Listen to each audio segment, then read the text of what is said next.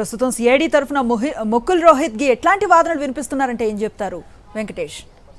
డెఫినెట్గా రాష్ట్ర ప్రభుత్వం అయితే చాలా క్లియర్గా ఇప్పటివరకు ఉన్నటువంటి అన్ని సాక్ష్యాలన్నిటిని కూడా సుప్రీంకోర్టు ముందు ఉంచింది. సుప్రీంకోర్టు కూడా అన్ని అంశాలను కూడా చాలా సావధానంగా ఉంటుంది. న్యాయమూర్తులు జస్టిస్ అనిరుద్ బోస్, జస్టిస్ బేలా త్రివేది ఈ అంశానికి సంబంధించినటువంటి ఆర్గ్యుమెంట్స్ అన్ని కూడా చాలా సావధానంగా వింటున్నారు. అవసరమైన చోట వారికి సంబంధించిన అనుమానాలు ఉంటే అడుగుతున్నారు. ప్రభుత్వం మాత్రం క్లియర్గా ఒక లిస్ట్ ఆఫ్ ఈవెంట్స్ అన్ని ఇచ్చింది. ఎప్పటి నుంచి కేసుకు సంబంధించినటువంటి ఇన్వెస్టిగేషన్ ప్రారంభమైంది, ఈ అంశాలన్నీ కూడా అన్నిటినీ వివరిస్తున్నారు.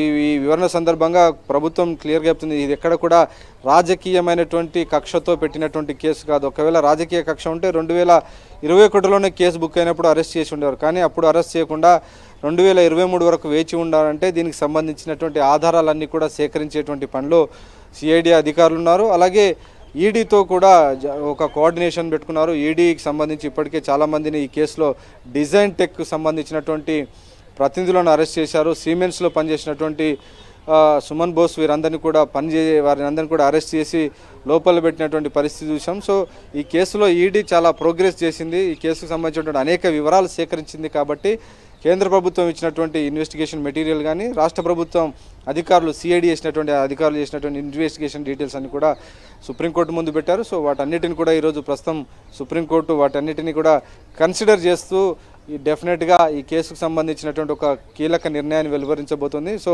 ఈ 17A సంబంధించి చంద్రబాబు తరపునటువంటి న్యాయవాదులు చేస్తున్నటువంటి వాదనలో పస ఉందా లేదా, నిజానికి చట్టం యొక్క ముఖ్య ఉద్దేశానికే తూట్లు పొడిచేలా ఈ 17Aను ఇంటర్ప్రిట్ చేయడం అనే అంశంపైన కూడా సుప్రీంకోర్టు కాస్త ఆందోళన కనపడింది. ఈ చట్టం ద్వారా అవినీతి పరులకు శిక్ష పడాలి తప్ప అవినీతి పరులకు ఇది రక్షణగా మారకూడదు అనేటువంటి ఒక అభిప్రాయం కూడా సుప్రీంకోర్టు నిన్న వ్యక్తం చేసింది. కాబట్టి అదే తరహాలో ఒక జడ్జిమెంట్ కూడా వచ్చేటువంటి అవకాశం ఉందని ఒక అంచనా మాత్రం ప్రభుత్వం ఆశిస్తోంది.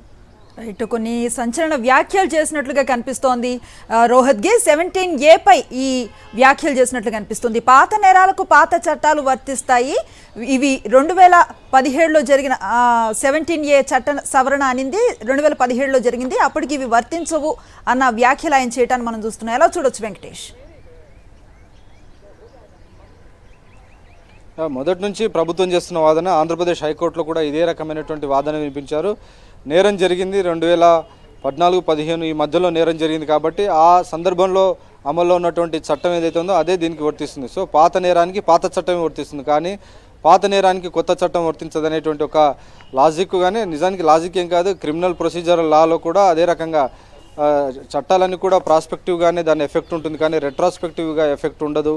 డెఫినెట్గా అదే రకమైనటువంటి వ్యూ పాయింట్ సుప్రీంకోర్టు తీసుకునేటువంటి అవకాశం ఉందనేటువంటి ఒక ఆశాభావం అయితే వ్యక్తం అవుతుంది. ఆంధ్రప్రదేశ్ హైకోర్టు అయితే క్లియర్గా అదే రకమైనటువంటి వ్యూ తీసుకుంది. ఎందుకంటే ఈ చట్టం అమల్లోకి వచ్చింది 2018 జూలైలో, నేరం జరిగింది 2015-16 మధ్యలో. కాబట్టి నేరం జరిగిన తేదీ నాటికి ఈ చట్టం అమల్లో లేదు. కాబట్టి 17A కింద చంద్రబాబు నాయుడుకు ఎలాంటి రక్షణ కల్పించలేం అనేటువంటి విషయాన్ని క్లియర్గా ఆంధ్రప్రదేశ్ హైకోర్టు చెప్పింది. అలాగే 17A అనేది కేవలం ఒక ప్రొసీజర్ మాత్రమే, ఒక విధానపరమైనటువంటి ప్రక్రియ మాత్రమే. సో 17A పాటించలేదు కాబట్టి ఈ మొత్తం కేసునంతా కొట్టేయాలంటే అది డెఫినెట్గా జరిగేటువంటి అవకాశం కాదు అనేది కూడా న్యాయ నిపుణులు అభిప్రాయపడుతున్నారు.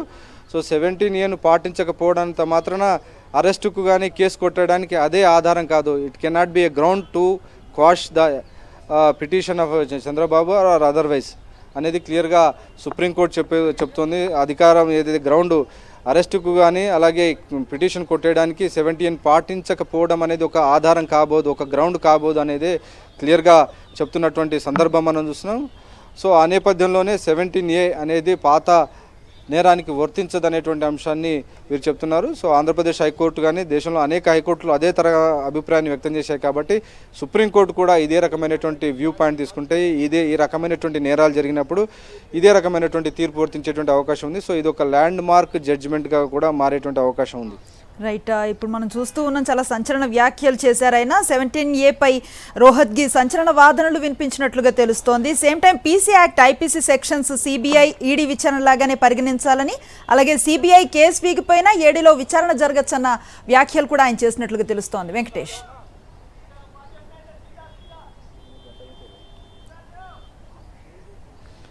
నిజానికి అవినీతి నిరోధక చట్టం సెక్షన్లతో పాటు ఇతర సెక్షన్ల కింద కూడా కేసు నమోదైంది. 409 బ్రీచ్ ఆఫ్ ట్రస్ట్ సో విశ్వాసఘాతకానికి పాల్పడడం ఇలాంటి చట్టాల కింద కూడా కేసు నమోదయ్యారు. కేవలం పీసీ యాక్ట్ కిందనే కాదు, ఐపీసీ ఇండియన్ పీనల్ కోడ్ కింద కూడా అనేక నేరాలు జరిగాయి ఈ కేసులో. సో అధికారంలో ఉంటూ తన యొక్క పబ్లిక్ ఆఫీస్ను దుర్వినియోగపరచడం, అబ్యూజ్ ఆఫ్ ది పవర్, ఇలాంటి సెక్షన్స్ కూడా పెట్టారనేటువంటి అంశం కూడా ఈరోజు చర్చకు వచ్చింది. వాదనల సందర్భంగా ఈ అంశాన్ని కూడా జడ్జిలు ప్రస్తావించినటువంటి పరిస్థితి. సో పీసీ యాక్ట్ 17A కింద రక్షణ పొందాలని చంద్రబాబు నాయుడు ప్రయత్నిస్తున్నప్పటికీ ఇది ఒకటే కాదు, మిగిలినటువంటి సెక్షన్ల పరిస్థితి ఏంటి, మిగిలినటువంటి సెక్షన్ల కింద చంద్రబాబు నాయుడు నేరం చేశారనేటువంటి ఆరోపణలు ఉన్నాయి. ఐపీసీ సెక్షన్ 420 కానీ 409 కింద దాదాపు 10 ఏళ్ల వరకు జైలు శిక్ష పడేటువంటి ఒక సెక్షన్ను పెట్టారు. కాబట్టి ఇంత పెద్ద సెక్షన్స్ ఉన్నారు కాబట్టి కేవలం పీసీ యాక్ట్లో ఇది పాటించలేదు కాబట్టి కేసు కొట్టేయాలంటే ఎలా అనేటువంటి ఒక చర్చ కూడా, ఒక వాదన కూడా జరుగుతుంది. కాబట్టి ఓన్లీ పీసీ యాక్ట్ కాదు, there is another act, Indian penal code act కిందకు సంబంధించి కూడా కేసు పెట్టారు. కాబట్టి ఈ అంశాలను కూడా పరిగణలోకి తీసుకోవాలనేటువంటి ఒక వ్యూ పాయింట్ పైన కూడా చర్చ, వాదనలు కొనసాగుతున్నాయి. చూద్దాం మనం ఇంకా ఈ కేసు సంబంధించినటువంటి ఆర్గ్యుమెంట్స్ అన్ని కూడా ప్రోగ్రెస్ అవుతున్నాయి.